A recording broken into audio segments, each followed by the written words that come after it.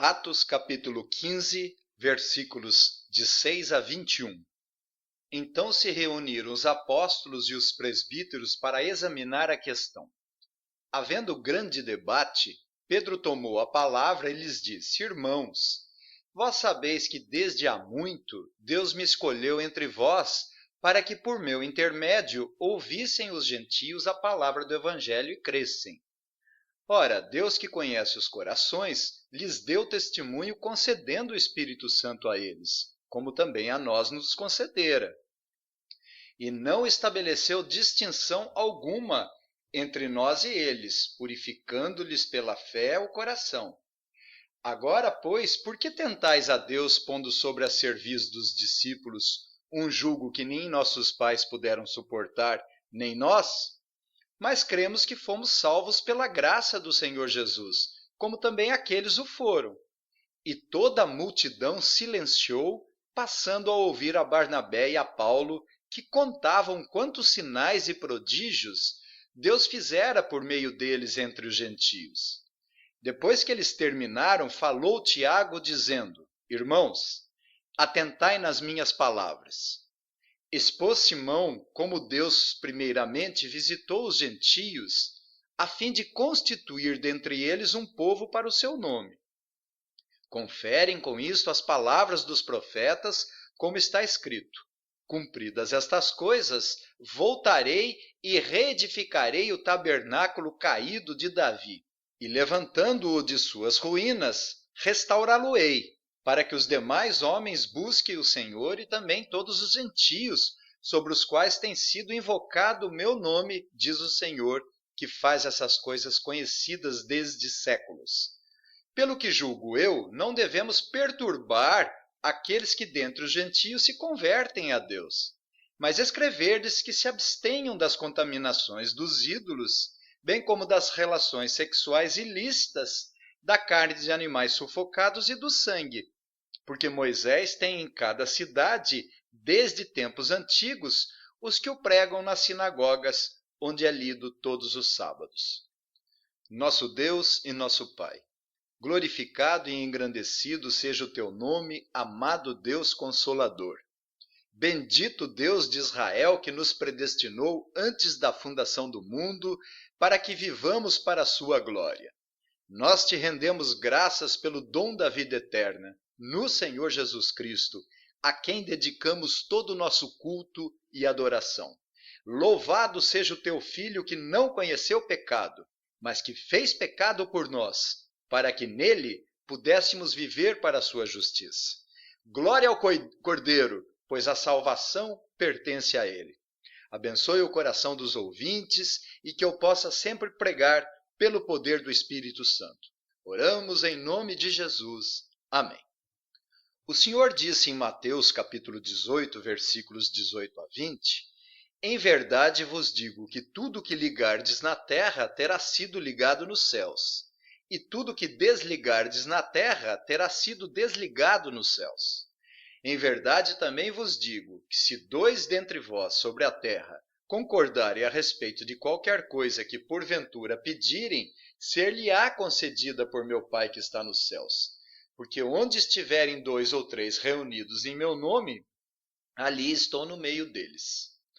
Muito embora o contexto seja de disciplina, mas, como os reformadores diziam, a liderança da igreja tem o poder das chaves, a ela cabe a inclusão dos membros da igreja, a ela incumbe executar a disciplina, aos líderes eclesiásticos cabe a supervisão espiritual do rebanho de Deus. Aos líderes cabe a presidência, a direção dos cultos, a pregação do evangelho, e à liderança cabe também as decisões importantes para dirimir os eventuais surgimento dos problemas.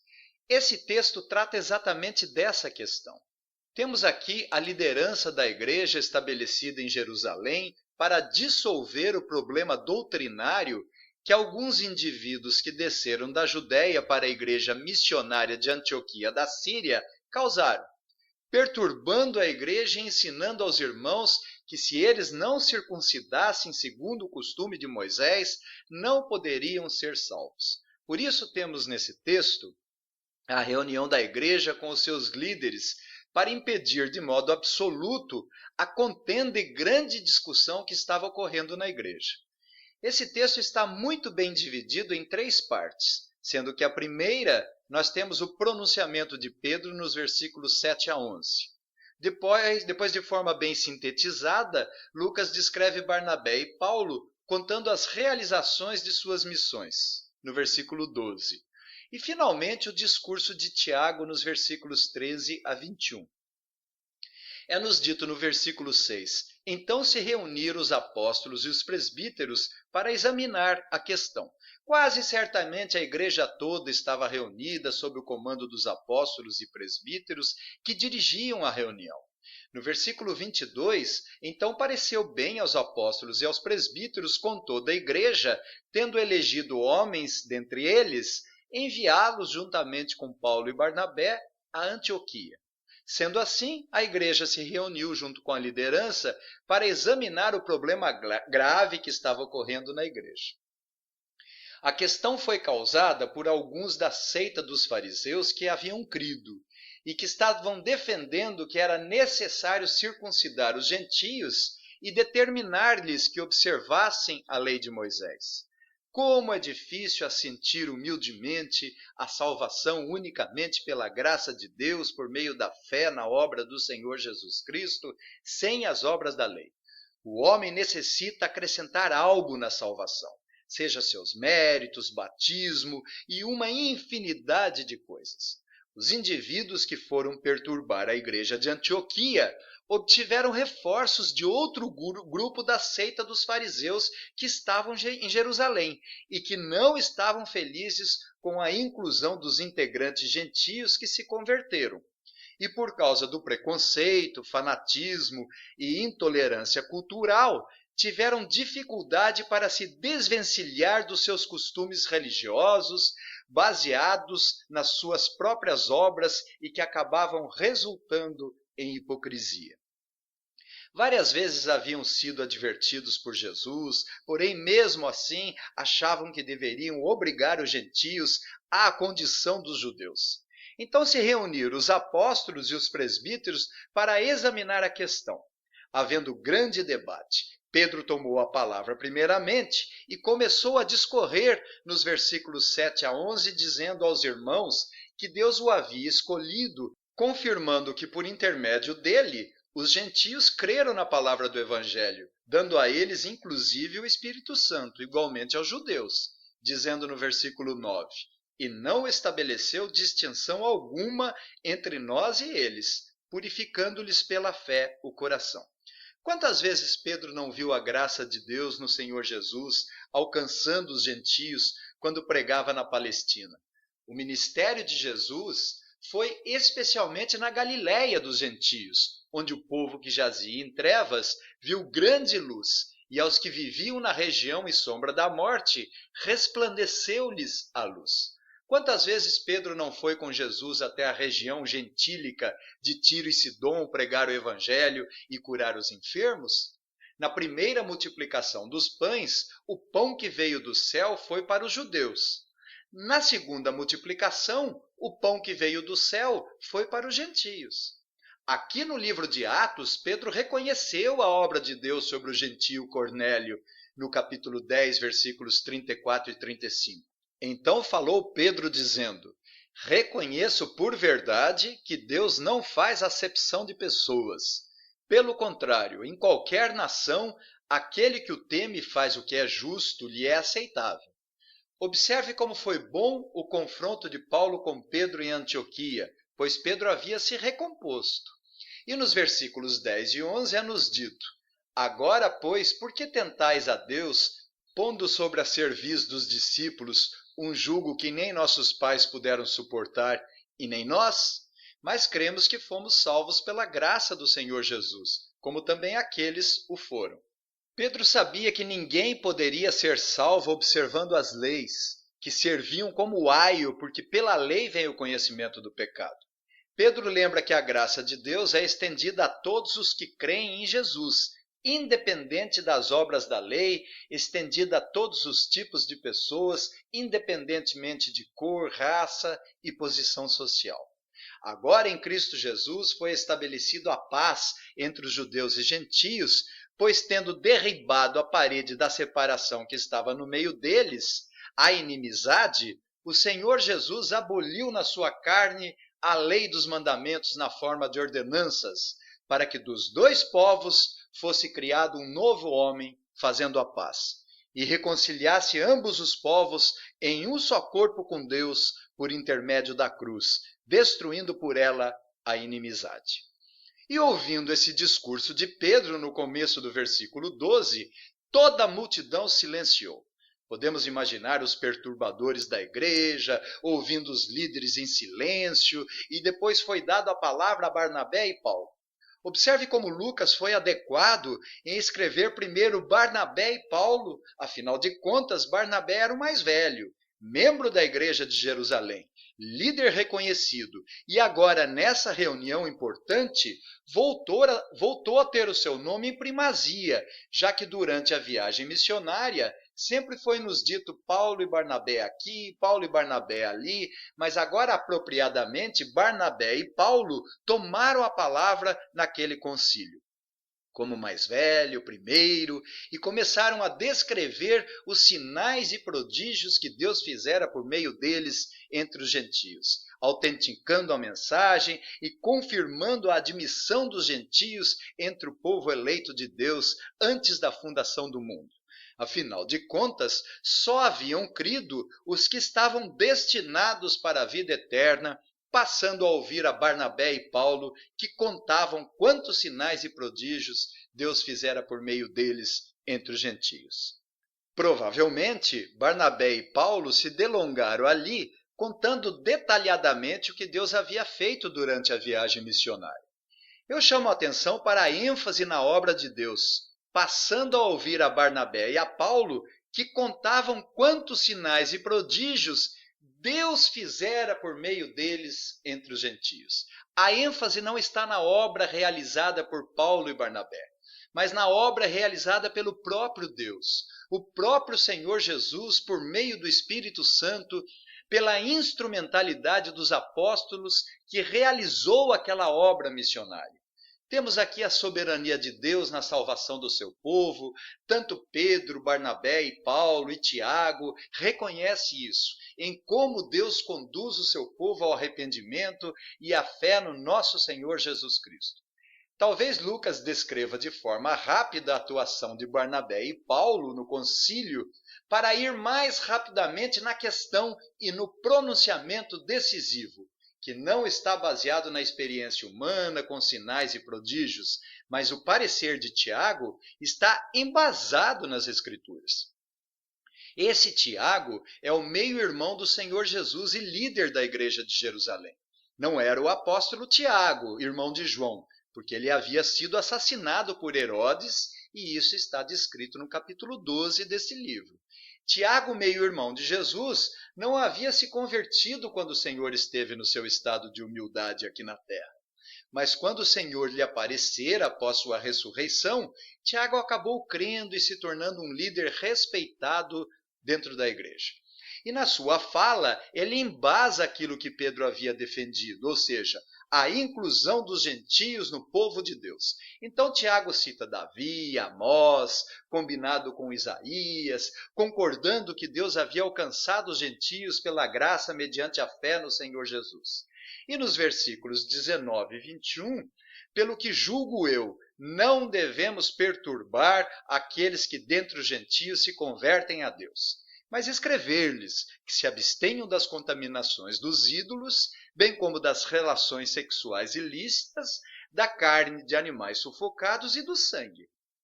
Porque Moisés tem em cada cidade, desde tempos antigos, os que o pregam nas sinagogas, onde é lido todos os sábados. Observe que Tiago repreende indiretamente os provocadores da seita dos fariseus, quando disse, pelo que julgo eu, não devemos perturbar aqueles que dentre os gentios se convertem a Deus. Tiago prega que se Deus salvou os gentios, concedendo-lhe o dom da vida eterna pela graça e escolha divina, então quem poderia contradizer?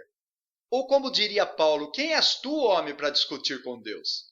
Porventura pode o objeto perguntar a quem o fez, por que me fizeste assim? E Tiago sugere, com a sabedoria divina, 4 obrigações aos gentios, e que estava relacionado ao culto pagão. Os gentios deveriam se abster das contaminações dos ídolos, ou seja, da idolatria tão preconizada na cultura pagã. As relações sexuais ilícitas, muito ligada com o culto pagão, onde haviam a presença de prostitutas cultuais. Da carne de animais sufocados, muito presente nos sacrifícios idólatras e pagãos, e do sangue, onde os pagãos bebiam sangues de animais para se fortalecerem na fé. Essas são as recomendações sábias e cheias de moderação própria da vida cristã. Apenas uma nota final, no versículo 21.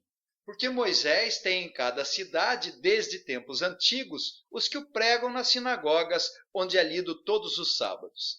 Tiago lembra os judeus que os gentios não tinham a lei e desconheciam os preceitos de Moisés. Então, se eles desejassem ouvir mais acerca da lei de Moisés, poderiam ouvi-la explicadamente, todos os sábados nas sinagogas.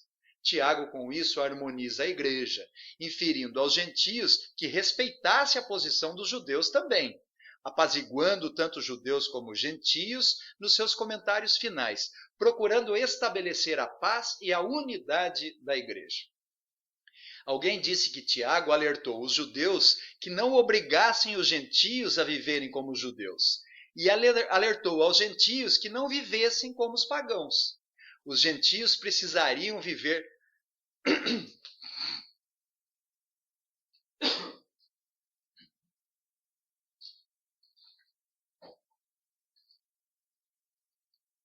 Os gentios não precisariam viver como os judeus, mas também não deveriam viver como os pagãos.